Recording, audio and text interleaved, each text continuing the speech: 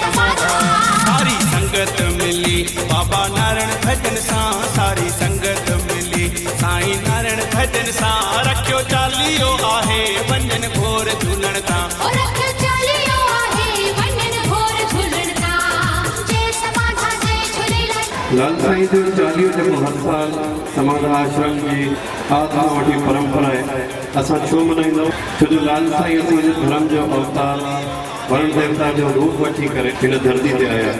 जॾहिं हिंदू धर्म ते संकट अचण लगा त लाल साईं रतन राय जे घर पूज माता देवती बाई जे घर जन्म वठी करे मानव कल्याण कयो, इंसाननि जो भलो कयो, धर्म जी रक्षा रखी।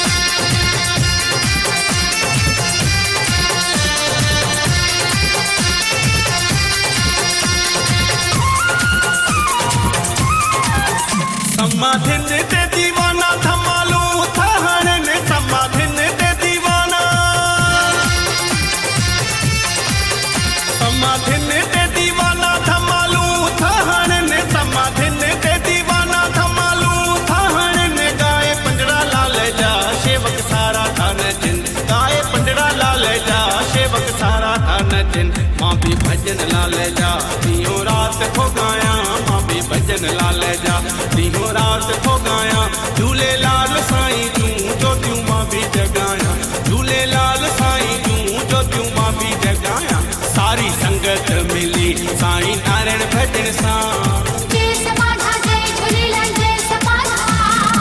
चालीह साहिब जो मकसद आहे त 40 ॾींहं हर बुराई खां परे रहणु, जंहिंमें अनेक बुरायूं आहिनि, पर काफ़ी प्रेमी जो वीचार छा हूंदो आहे त असां 40 साहिब त रखूं था, पर असांखे इहे सिर्फ़ु 40 ॾींहं बुराइयुनि खां दूर रहणो आहे। ऐं पोइ जॾहिं 40 साहिब समाप्त थींदो आहे त पोइ वरी उहा ई असांजी पाप वारी ज़िंदगी, बुरे कर्मनि वारो जीवन, बुरे कर्मनि मथां बुरा कर्म, पोइ असां चालू कंदा आहियूं साॻी पंहिंजी रोटी।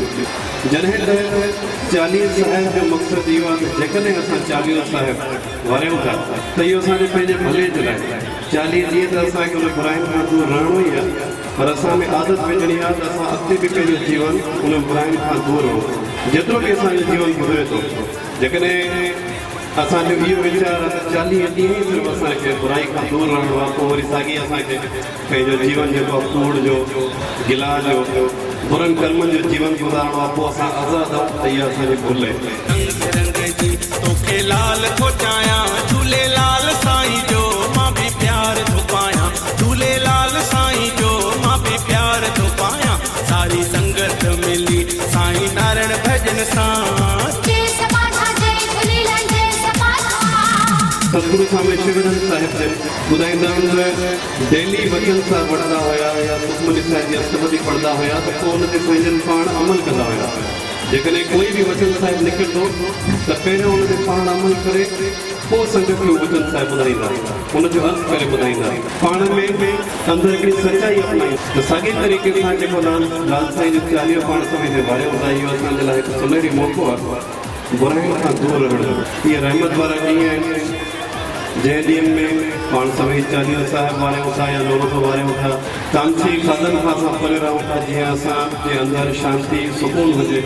पर असांखे घुरिजे त जेकॾहिं असां चाहियूं था असांजो इहो 40 साहिब वारियल सजायो वञे त असां अॻिते बि पंहिंजो जीवन ओड़े तरीक़े सां गुज़ारियूं जहिड़ो तरीक़ो असां 40 साहिब में रखंदा आहियूं। मां भी गानो पाया झूलेलाल साईं जो, मां भी गानो पाया। सारी संगत मिली साईं नारायण भजन सा, सारी संगत मिली साईं नारायण भजन सा। रखियो चालियो आहे वंजन घोर झूलण ता, रखियो चालियो आहे वंजन घोर झूलण ता। सारी संगत मिली साईं नारायण भजन सा, सारी संगत मिली साईं नारायण भजन सा। रखियो चालियो आहे वंजन घोर झूलण ता, रखियो चालियो आहे वंजन घोर झूलण ता। जय समाधा जय झूलेलाल जय समाधा। जय झूलेलाल जय समाधा जय